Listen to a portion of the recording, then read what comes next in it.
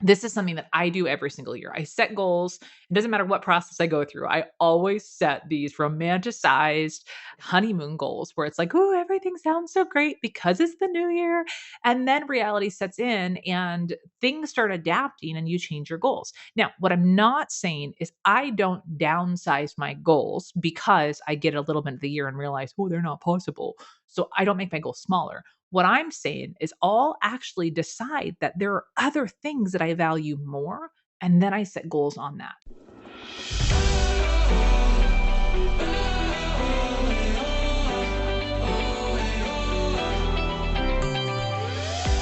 This is the podcast for the entrepreneur who wants to make a big impact, who doesn't shy away from hard work, but also wants to enjoy life along the way. Hi, I'm Heather Sager, former executive turned entrepreneur, and I've spent the last 20 years working with premium brands on sales, marketing, and communication. And I've learned that when you become a magnet with your message, you only need a hint of hustle to achieve your goals. Get ready to be inspired and ignited each week with tangible strategies on sales, speaking, marketing, and so much more. This is the Hint of Hustle podcast. Let's go.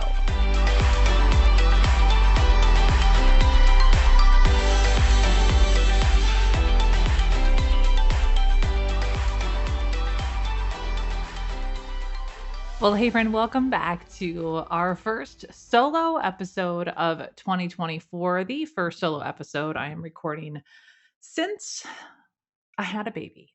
And I'm so happy to be back. I'm not going to lie, I have resisted recording a solo episode because I feel like my brain is a little discombobulated and words are hard and my sentences still are not forming in their entirety. But also, if I'm being real honest, I that's just how I normally talk. So it's just an excuse. I wanted to figure out what was the right topic for me to come back with in a big way. And I had to release the idea that it needed to be something big and epic and, I don't know, super introspective. And so here we are today. I hope you've enjoyed the last couple episodes. If you have missed them, please, after this, go back and listen. Last week's episode, I have received so much feedback that y'all apparently loved the coaching format. Just spoiler alert, if you're not inside my membership, the Speaker Society, that's what we do every single month. I coach people. I am a damn good coach. And in that episode, you got a little part of Heather coaching, a little part of Heather consulting. Consulting's more of where I'm telling, hey, this is what to do versus coaching. It's questions to unearth you determining what you should do. But I do both inside the Speaker Society membership. More on that in down the road on a future episode. I'm actually going to talk a little bit more about the Speaker Society here very soon. However, what I wanted to share is if you want to hear more coaching, we should do more of it. So reach out on Instagram if you think that would be something of more you'd like more of.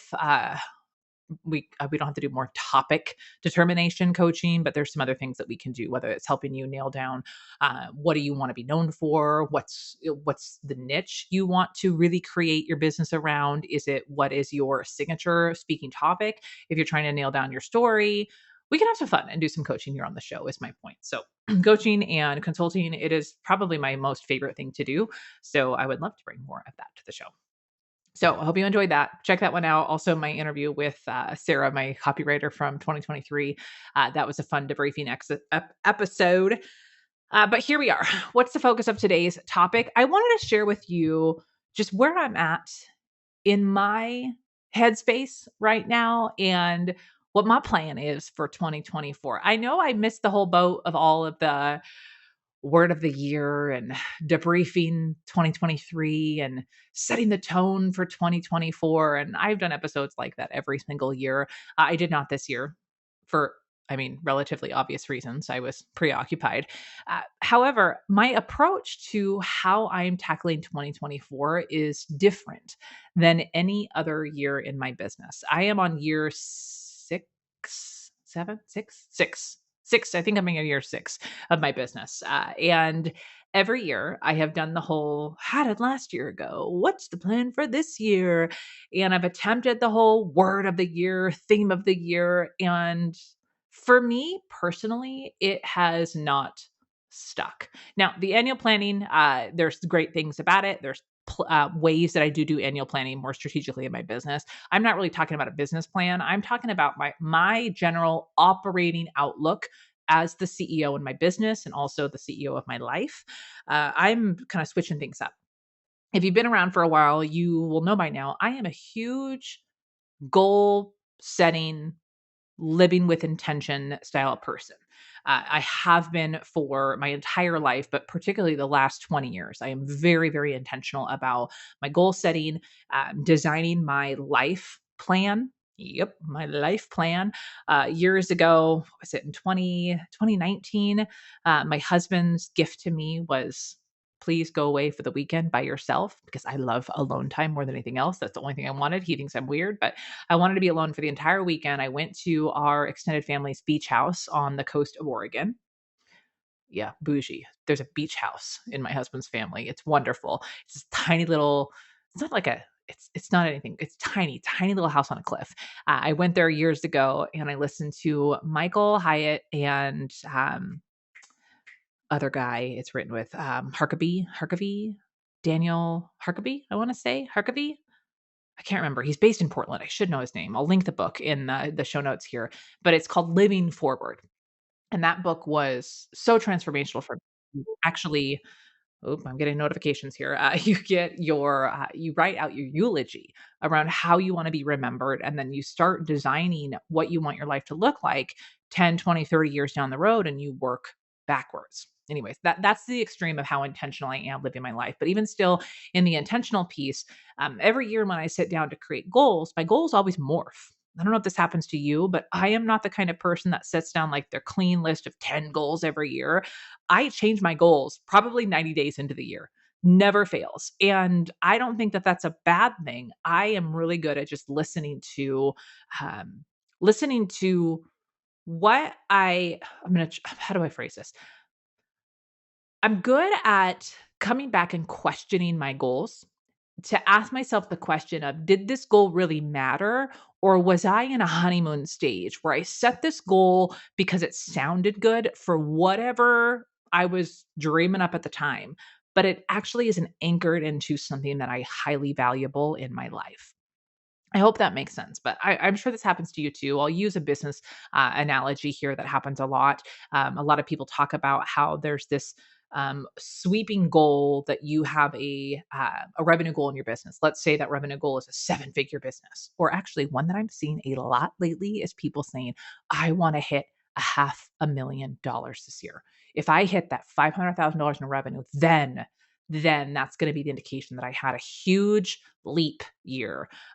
Irony, it is a leap year. But I had a huge transformational year. Like that would indicate to me that I have made it. Now, just 2 years ago, that number, people wouldn't be able to say that. They would had to be a million because that was the mecca of what you were supposed to aspire to.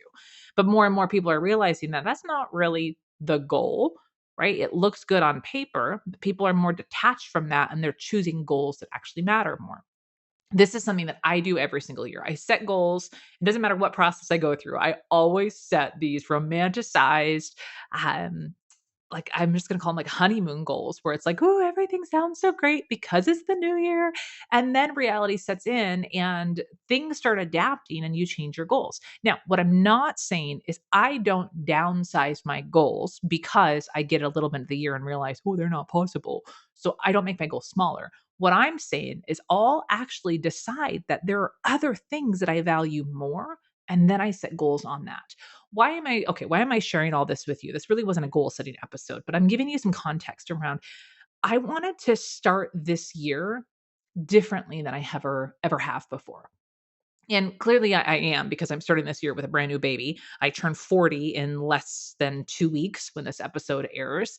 I which side note, we're gonna have a conversation about that because all holy crap, I am turning 40 and that feels both amazing and weird. Like I don't feel like a grown up. I do feel like a grown up, but I don't feel like a grown up. Anyways, save that for a future episode. Anyways, coming into this year, I didn't have my normal annual closeout. I didn't have my normal like I have clarity around what I want this year to be because because of what happened in the fall of, I was pregnant, right? I was running a program. I got a huge health scare. I had to deliver the baby early. He was in the NICU. Side note, I haven't shared the story yet of what happened. I'm not one of those people that's gonna like publicize my birth story, which if that's you, no, nothing around that. But I don't need to, I don't really need to share that. However, I do actually need to share. I need to share this one thing. Okay. James is going to kill me. James is my husband. All right, y'all. Fun thing. So the baby came, right? I had to get induced because of the cholestasis diagnosis that I had. If you want to listen back to that, I think I talked about it in one of the episode introductions. If I did, we'll link to the episode. If I didn't, I think I talked about it on my Instagram. But regardless, health scare, baby had to get out. We had to evict the baby earlier for the safety of the baby and for myself. So we go in the hospital and get induced. Baby is clearly not ready to come. I won't share all of the pieces here, but essentially we wait around forever. And then everything happens in the span of, I'm going to say 43 minutes, including my epidural no longer working, including just a lot of things. A lot of things happened. And once it was like go time, this baby was out in less than 9 minutes. Like once it was go time, this baby was out in less than 9 minutes. It was like flying to the world. But that's not the crazy thing. The crazy thing was 6.5 minutes into that 9 minutes, like terrorist strike that was happening on my lady bits because again, epidural didn't work anymore. Um, all of a sudden, I'm like in an epic push, and I hear the loudest crash, bang, all hail earthquake happen.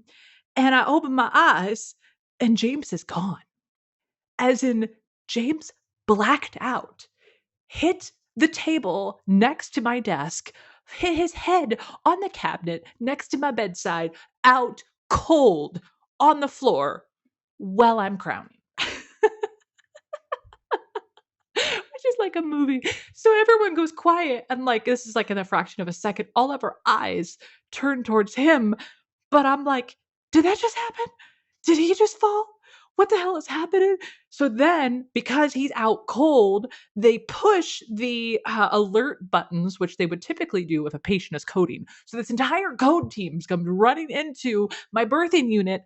Y'all, I'm crowning. I am crowning, and this whole team comes in to scoop him off the floor and make sure he's okay. Oh my gosh, it was insane. So that push like pauses. I have like 2 minutes to breathe for a second. And I'm like, holy shit, are you okay? So he plays it off, totally plays it off, picks himself up off the floor, gets back next to me and tries to tell everyone he's totally fine. And they're looking at him like, what the hell? You're not totally fine. You hit your head. You need to go to the emergency room. He's like, no, I'm cool. I'm cool. So they're covering him with like cold ice chips and washcloths. Let me just say that again. I'm the one pushing at a human, and they are covering him in cool washcloths and ice chips as I am pushing a baby sans medication out of my lady hole. And baby makes it out again 90 seconds after this whole epic thing happens.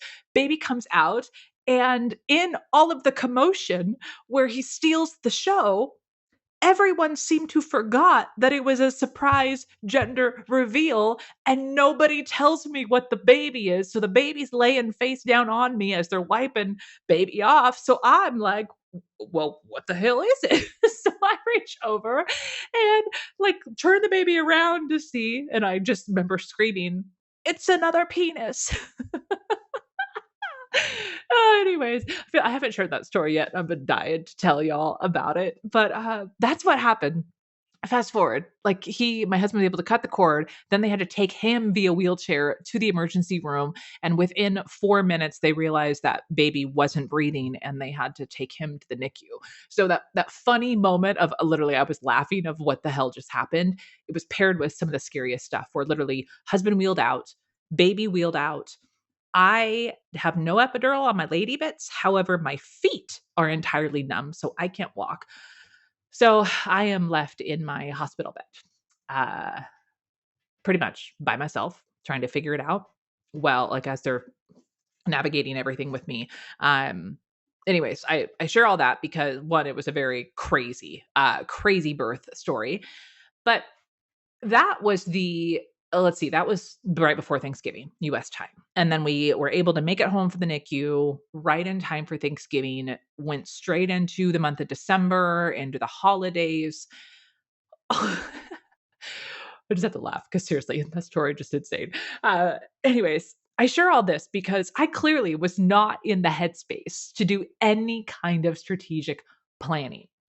Y'all, I had blown up my program last year. I had all the changes, right? I talked about this 2 episodes ago with my thing with Sarah. I was not in the headspace to make any smart strategic plans for 2024. So here I am on the New Year's. After Christmas hits, I'm starting to feel this sense of wanting to plan again. I'm seeing everyone talk about the new year, the word of the year, all these things. I find myself wanting to open up some books, and I started jumping back into a program I'm in, participating in some of the annual planning conversations just to get my brain moving. And it was over the course of a few weeks where I finally settled into, you know, for me this year, it isn't about a very specific picture that I have in terms of goals accomplished or business size or number of people I have served or snapping my body back into shape. More on that later. Uh, it wasn't like there wasn't these screaming things or accomplishments that usually come to mind for me. Instead, all I kept hearing was this sense of feeling that I was after. That 2024 for me was about a feeling. And I'm like, what the hell does that mean? So I kept exploring it a bit more. I'm trying to get better about allowing my brain just to have some space to think, turning off the music, turning off guided meditation, which is kind of like medication, guided meditation. Holy shit, that is so hard. I warned you. I warned you my words were hard today. Guided meditation. Turned off pretty much any like the inputs and just let myself have some space to think. And what I kept coming back to, whether I was going through one of the exercises I did was core value exercises. Have you ever done this before? I love going through and identifying what's important to me, what drives me, what is the indicator that I'm in my truest, best version of myself. So I went through some core value exercises. I went through some journaling exercises, some exercises of gratitude.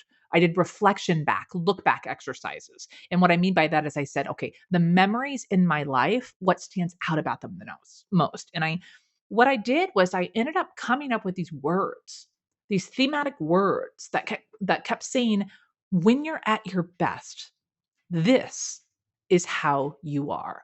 And I asked myself the question of what if instead of chasing a big goal this year, I was focused on a feeling?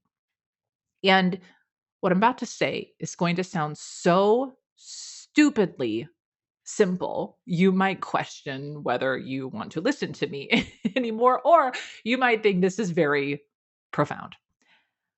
The word good kept coming up. I want to feel good. I want to make good choices. I want to be good. And by good, I don't mean like right or wrong good. I meant like this feeling of not crazy over the top excitement or, um, like the really, really highs of highs, but this feeling of contentment that feels good. And to take it a step further, as a manifester in human design, my anchor is feeling peace. I need to feel peace.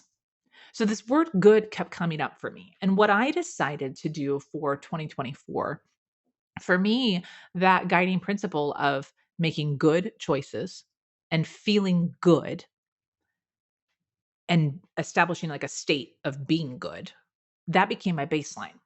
And because I am so extra, I couldn't leave it there and I needed to define it more. I needed something to come back to. So I started looking through those core values that kept jumping out to me.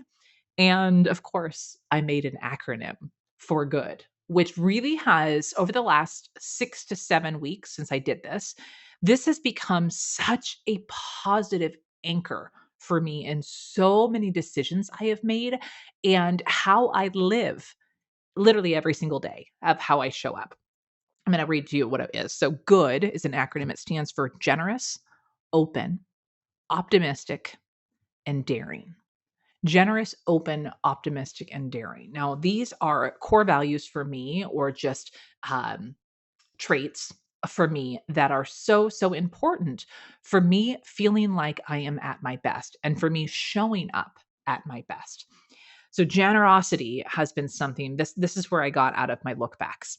When I was thinking about my biggest, most um, instrumental stories of my childhood and my like my formative years, generosity was the word that kept coming up. My sisters and I were talking about this recently. We're approaching the anniversary of our mom's death. She passed away in 2002, so we're on the 22 anniversary of that here in just about a week and a half. And one of the things everyone in my family got from my mom is the spirit of generosity. My mother was contributing to pretty much any charity project possible at church. She was always constantly cooking for others, helping others, serving others. She was always the first one to step in, and she taught us to always have a heart of service and generosity. And I'm not gonna lie, in my 20s and 30s, I did that in different ways. I did service through my message and showing up in my speaking, but in my personal life and other ways, I think I got maybe a little too selfish on my own high and my own success, which I think all of us do, especially in our 20s. It just happens that way, right? We become a lot more self-focused. But I realized that generosity was something that always, one, made me feel good, but it too always impacted immediately my feelings and how I showed up for others. So I wanted to bring that into 2024. So one of the things that I'm really focused on this year is how can I be more generous with my compliments, more generous with my information, more generous with my connections, more generous with sharing vulnerabilities, more generous with giving shit away. My assistant Dorothy and I were just joking that we have made more lead magnets and free resources in the last 2 months than we have it had in the last 2 years. Generosity. That is my first anchor for 2024 is just focus on how can I be generous. Yeah, and it's a lot of different ways. One of my favorite elements of generosity that I'm focused on is generosity, as I mentioned, through compliments. Say the nice thing. If you think it, say it. The good stuff, right? The first O is being open. This one's really, really important to me. Being open to new opportunities, open to connections, open to ideas, open to changing the decisions I've already made. Being open is something that is so, so important. I didn't realize until I went through this process over the last couple months how closed I had become. Vulnerable share here. Because of how 2022 went for me, it was an incredible year where unexpectedly I ended up getting into a business partnership that I loved. It felt great until we realized this was not the direction we wanted to go. Now, in 2023, I did not realize that that decision to go into a partnership and then come out of a partnership, no matter how positive that was for both of us and how excited we both feel in what we're doing now and how supportive we are of one another, I realized that in 2022, because of that open and then end, I closed off the idea of any kind of connection with people. I became highly skeptical and I hunkered down and went into self preservation mode. And that didn't feel good. It didn't feel it didn't feel right. And what I realized is I cut off the idea of chit chats with people. I was no longer physically meeting with people in person because we moved across the state and I hadn't made friends here yet. I found myself being very closed off, and that closed off to people led to also being closed off of generating ideas. So that was kind of choking me in a bit. So being generous was the start, staying open was the next step, which leads me to the third. For me, when I am at my best, is I am looking at things through an optimistic lens. Generous, open, optimistic. I know that in order for me to feel good, for me to be at peace, I need to be looking at things optimistically. Now, I do an incredible job of doing this for my clients, always pointing out the good, always leading back to what's the lesson, what's the gifts, how is this moment gifting you something that you need for where you're going next. But I have to be honest, I am just like anyone. My default setting is to criticize myself. And that's not going to get me anywhere. So I needed to be really intentional of saying, how can I focus on the good? How can I be more optimistic in my lens of the world, my lens of the solutions, my lens of myself? Because that is the only way that I'm going to feel more peace. Which brings me to the last piece, daring. I know I need to take a little bit more risks. And those risks aren't anything crazy and outlandish. Being more daring is me being more open about sharing how I'm doing and what I'm doing, which is a little bit of what I'm doing in this episode. Being more daring is me stepping out of my comfort zone and networking more, which might sound super silly to me, but I am a hermit, y'all. Like I said, I closed off last year. I did not do any kind of like chit chat, networking, building. It was hunker down. I had to survive the last year. There was a lot. And in that open, for me to be fully open and really connect and build relationships, that requires me to be brave and a little bit more daring. Being daring is retooling my programs. Being daring is some decisions I have made in the last couple weeks that I am very excited to share with you, but I am not ready to share yet. Being daring is for me to stop doing things that aren't serving me and start doing the things that I want to do without fear of what you might think of me, without fear of what others might think of me. Being generous, being open, being optimistic, being daring, this is my compass for 2024. Because all of it, my goal this year is I want to feel proud of how I show up every single day. That is my vision for 2024. And the outcome of that, I mean, yes, I would like to make money this year.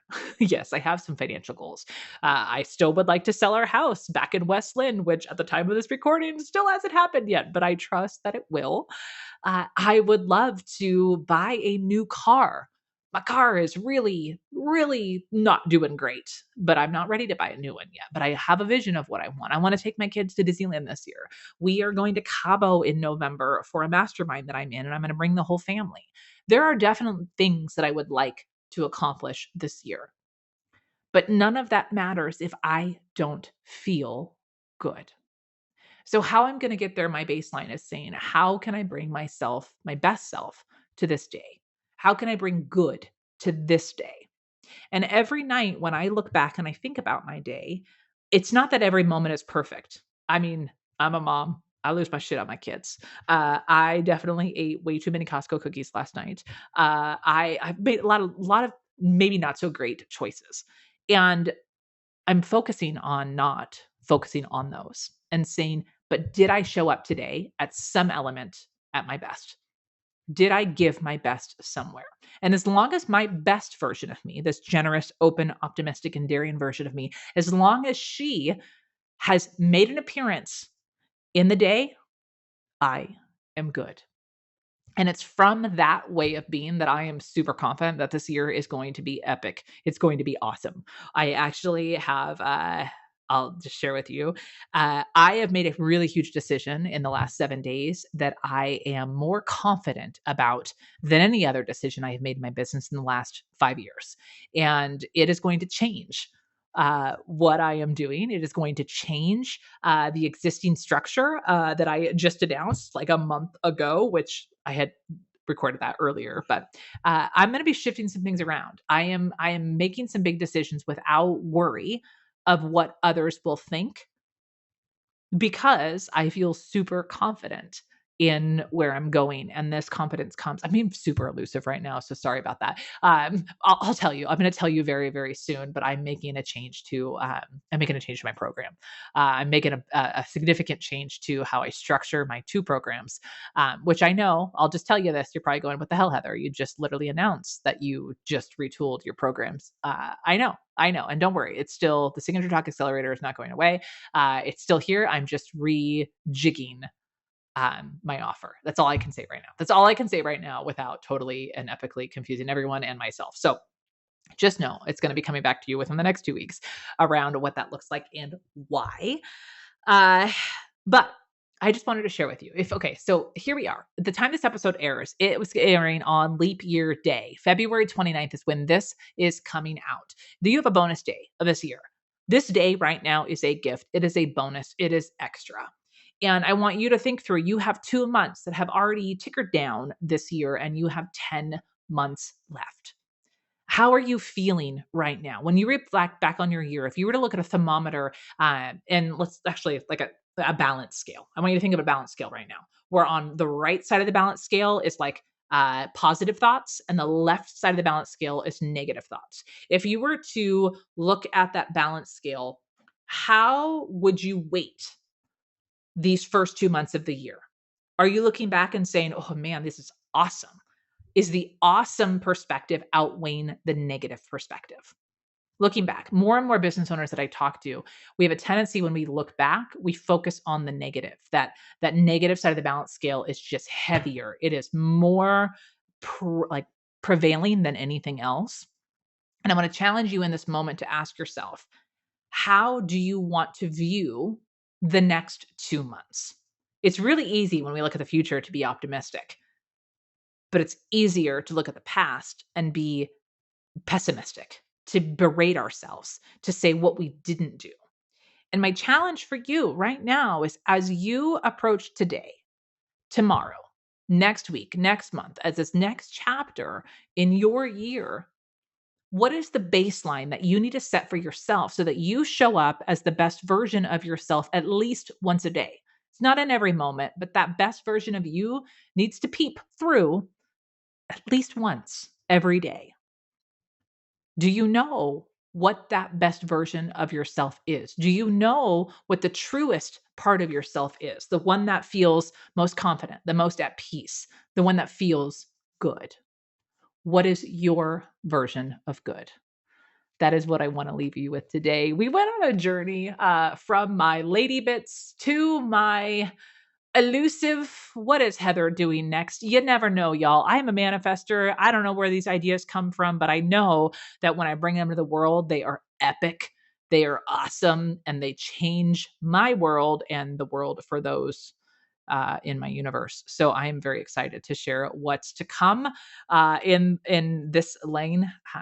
Next week, we have another really good episode. I promised some great interviews this year. I haven't had a chance with baby schedule to record interviews, so I'm doing the solo shows here for a hot minute, but there will be some really great episodes coming that will be interviews. Stick around, my friend. And hey, can I ask a big fat favor?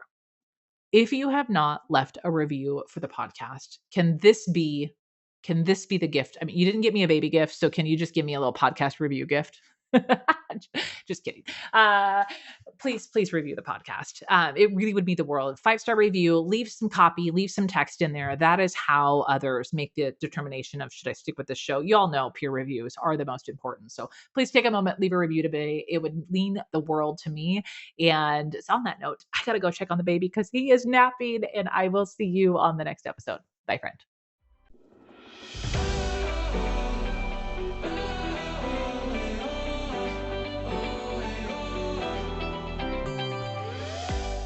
Well, thanks for listening to another episode of the Hint of Hustle podcast. That flew right by, didn't it? Gosh, I hope I didn't say anything super embarrassing today, but if I did, it's pretty much on brand. If you loved today's episode, be sure to scroll on down wherever you're listening from. And if you haven't yet left a review, it would mean the world. Hit those 5 stars, tell other people who are prospecting podcasts how awesome this show is. Give us a little love. We would appreciate that. And hey, if you're hungry for more of what we do here on the show, you can peruse all of the past episodes, grab the show notes, and find out the latest free resources to help you get seen, heard, and paid for sharing your expertise.